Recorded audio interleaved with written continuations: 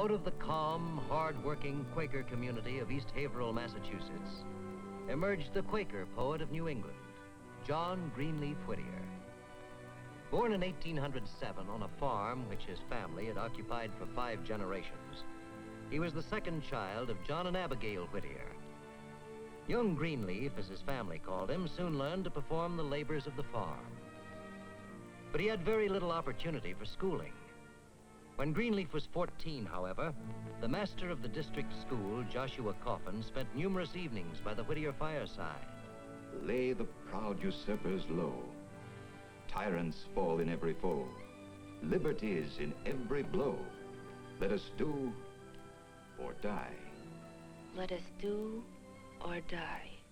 Most melodious, Mr. Coffin, most melodious. Whose lines are these again? The poetry of Robert Burns, ma'am. This Burns has an easy tongue for bloodshed, for war. Too easy for our Quaker ears.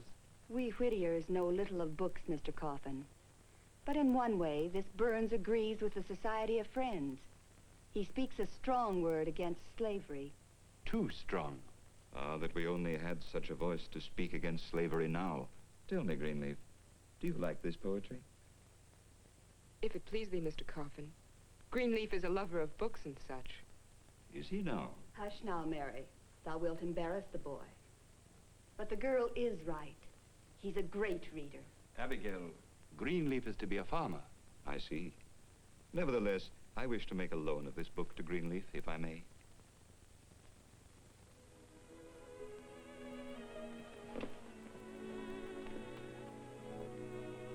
Many thanks, sir. No thanks necessary, my boy.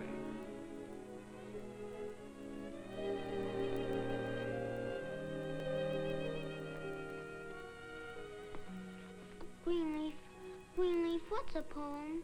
Don't know yet, Lizzie. That's what I'm going to find out, so I can write some, or try to. Read me a poem, Greenleaf. Very well, Lizzie. Listen. My heart's in the highlands, my heart is not here. My heart's in the highlands, a-chasing the deer. With this introduction to the poetry of Robert Burns, young Greenleaf discovered a sign of talent within himself. Father, look here. What is it, son? One of my poems published right here in the Newburyport Free Press. William Lloyd Garrison's paper? The Exile's Departure by W. And listen to this note at the finish. If W at Haverhill will continue to favor us with pieces as beautiful as the one inserted in our poetical department of today, we shall esteem it a favor. But if he wants more poetry from W, he shall have it. Greenleaf, put the paper away for now. We have work to do. We are farmers. Of course, Father. But who could have sent in the poem? Who? Greenleaf, this is Mr. Garrison. He's driven all the way from Newburyport to see thee. You must excuse my appearance. Don't mention it. Don't mention it. When I think, had it not been for your sister, your poetry and talent might still be hidden among the garret rubbish. Might have been better if those words had been left where they were and never reached thee.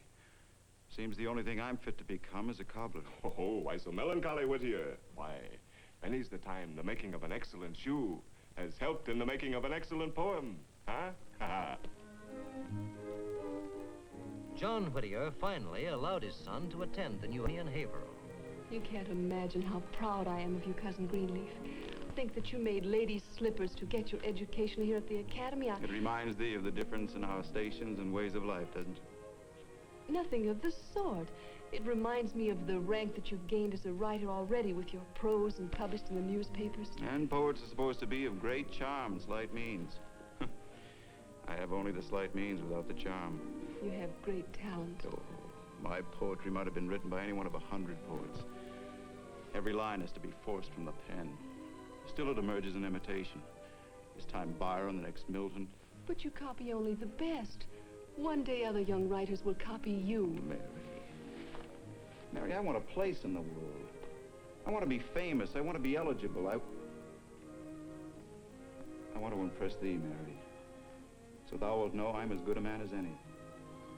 I've always known that, Cousin Greenleaf. I can gain money and reputation in journalism. William Collier of Boston has offered me a position as editor of the Manufacturer. The ambitious Quaker. You'll never be content with merely spreading the news. Like a Quaker, you'll take a side and speak out for it. I'll take the side of success. No, no. When it comes to a choice, you'll take the side of the righteous. Oh, thou art a rare creature, Mary Emerson. After a year and a half in Boston as editor for Collier, young Whittier returned to the farm due to the rapid failure of his father's health. When John Whittier died, Greenleaf, only 23, assumed responsibility for the family and went to Hartford to become editor of the New England Weekly Review. His works were published extensively, but he achieved his greatest success in the field of politics. Ill health, however, forced him to resign and return to Haverhill for a much-needed rest. However, William Lloyd Garrison was championing a cause and publishing a paper which sorely needed the talents of the successful young poet. The cause, abolitionism. The paper, the Liberator.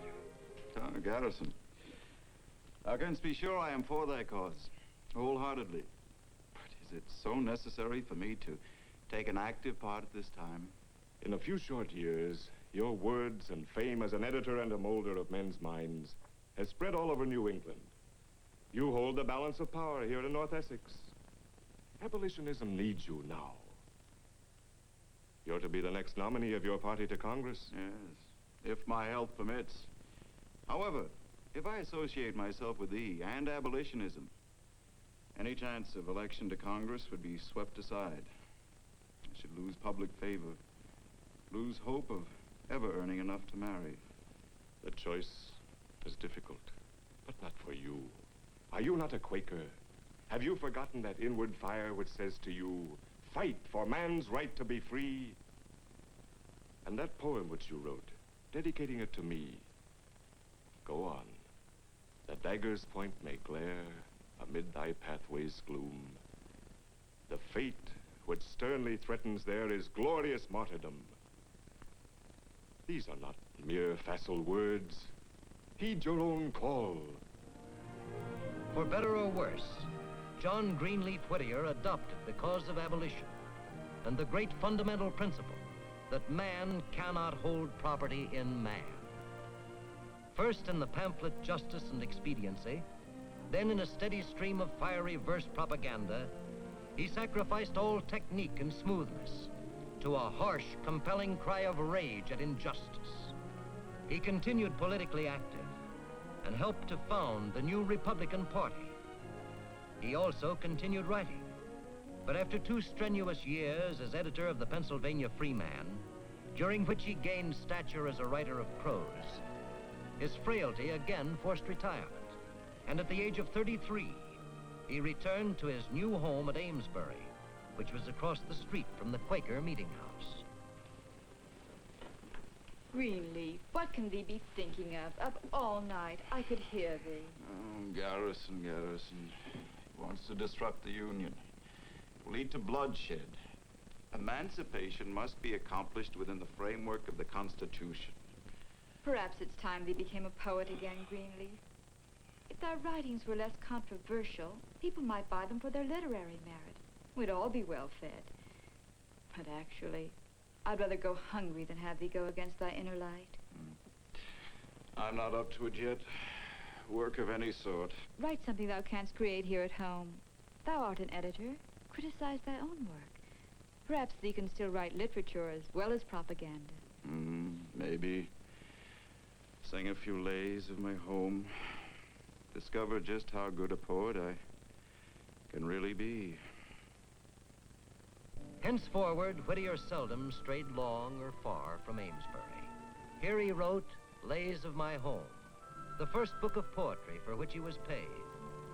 His seclusion was indeed improving his work, and the chief vehicle of his writing became the Washington, D.C. newspaper, The National Era, which in 1850 published his masterpiece of denunciatory verse, Ichabod.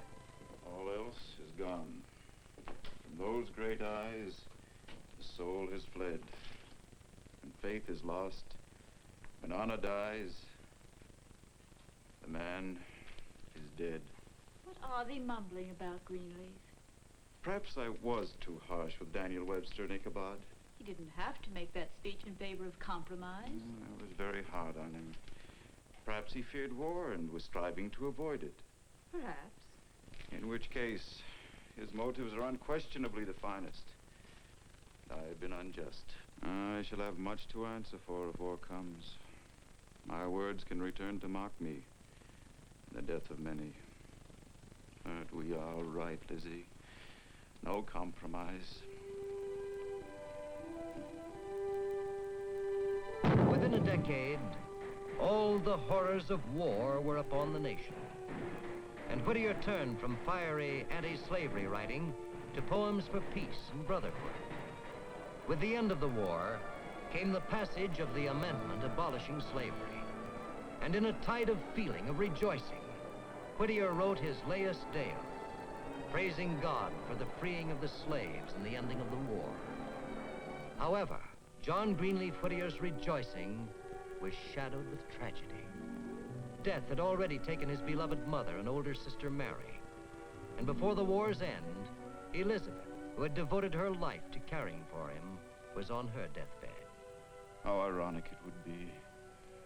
Suddenly fortune or fate or whatever we may call it chose to smile on me now, Lizzie. Whom should I share it with? Whom? Greenleaf, listen. I have written poetry, and it has been praised. But had I been brighter, touched by the spark of inspiration as thou art, I might have written words that would have lived after me. If thy words live, I shall live in them, sharing them with thee. Can you deny me this? No, Lizzie. No. Though Whittier had already written some of his best-known poetry, The Barefoot Boy, Skipper Ireson's Ride, Barbara Fritchie, it remained for deep personal tragedy to provide the Quaker with his greatest challenge. My heart's in the Highlands. My heart is not here. My heart's in the Highlands, chasing the deer. Greenleaf, what's a poem?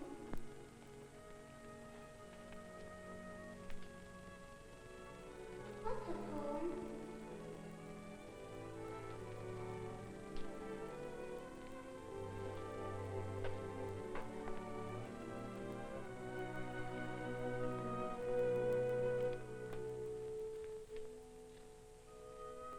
Snowbound.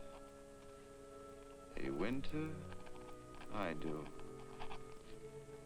To the memory of the household which it describes, this poem is dedicated by the author.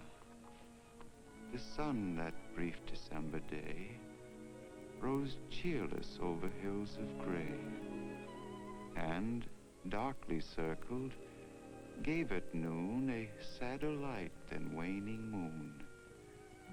Our father rode again his ride on Memphremagog's wooded side.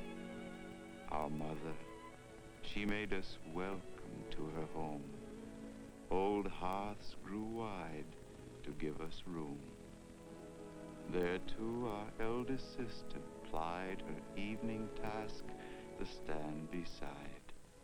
A full, rich nature, free to trust, truthful and almost sternly just. Our youngest and our dearest sat lifting her large, sweet, asking eyes.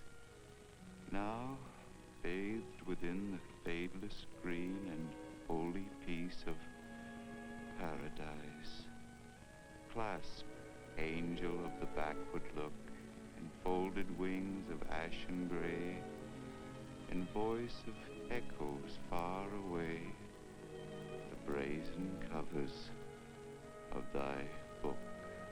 Out of Whittier's ability to make friends with memory came Snowbound. If he had written nothing else, his immortality would have been assured by this single work. John Greenleaf Whittier lived out the rest of his years in calm seclusion at Amesbury, In late life, he advised a young friend, 15 years old, "My lad, if thou wouldst win success, join thyself to some unpopular but noble cause." In 1877, a banquet was given by the Atlantic Monthly in Boston. One of the principal speakers was the renowned doctor and poet Oliver Wendell Holmes. And those poets and authors among us have much for which to thank the Atlantic Monthly. I know I speak not only for myself, but for Ralph Waldo Emerson and James Russell Lowell, whose lines I have quoted to you here this evening. I have, however, overlooked the poetry of one other contributor, whose beautiful songs and long years and popularity the Atlantic Monthly may well be thankful for. For who will forget those lines? Blessings on thee, little man, barefoot boy with cheek of tan. From my heart I give thee joy. I was once a barefoot boy. Indeed, the man we have come here to toast tonight has given joy to many, because I believe he had the good fortune once to be a barefoot boy. So, gentlemen, rise now. I give you, on his great 70th anniversary, the wood thrush of Essex, John Greenleaf Whittier.